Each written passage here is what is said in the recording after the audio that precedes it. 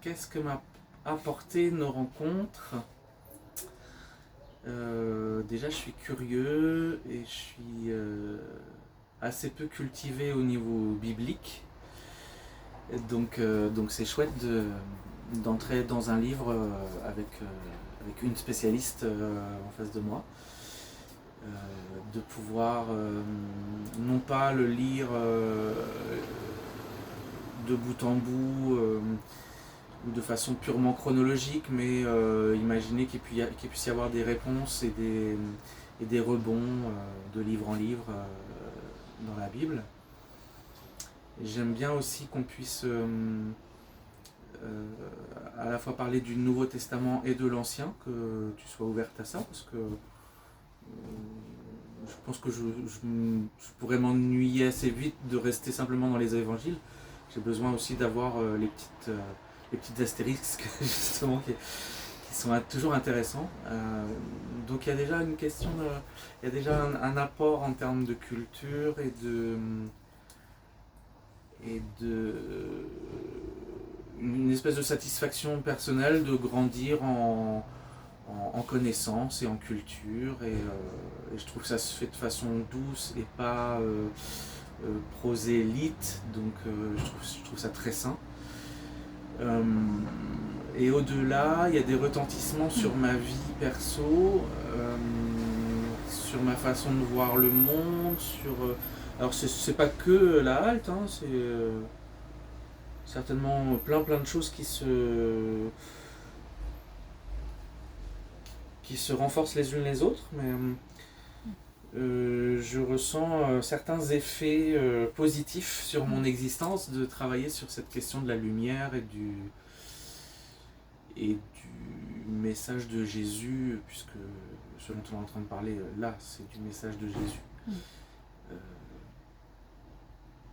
Que je n'ai jamais chassé de ma vie, mais vers qui je ne suis pas allé non plus de prime abord.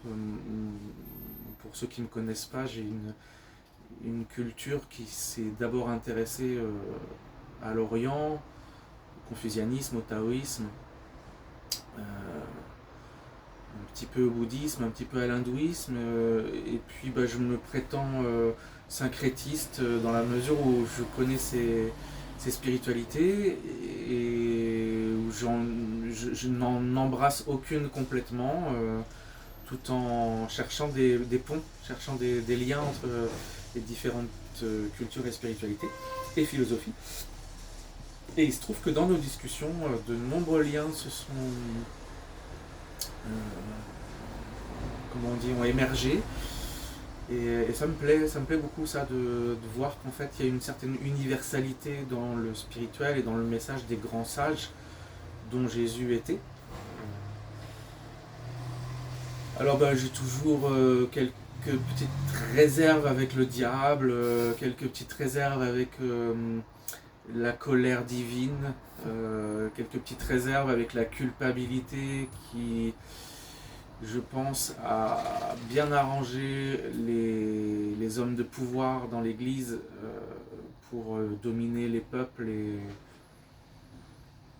les soumettre, y compris leur prendre de l'argent, y compris même leur prendre leur vie. Hein, si on parle de l'évangélisation en Amérique latine par exemple ou en Afrique, bon, j'ai toujours un petit peu en travers de la gorge par rapport à l'Église et non pas par rapport à Jésus, ce genre de choses.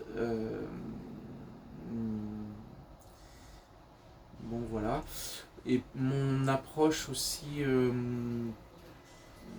que je pourrais qualifier d'animiste ou de chamaniste, à savoir de reconnaître dans chaque créature végétale, animale, mais pourquoi pas aussi minérale, est-ce que ça vibre comme du vivant, je ne sais pas, mais de reconnaître une œuvre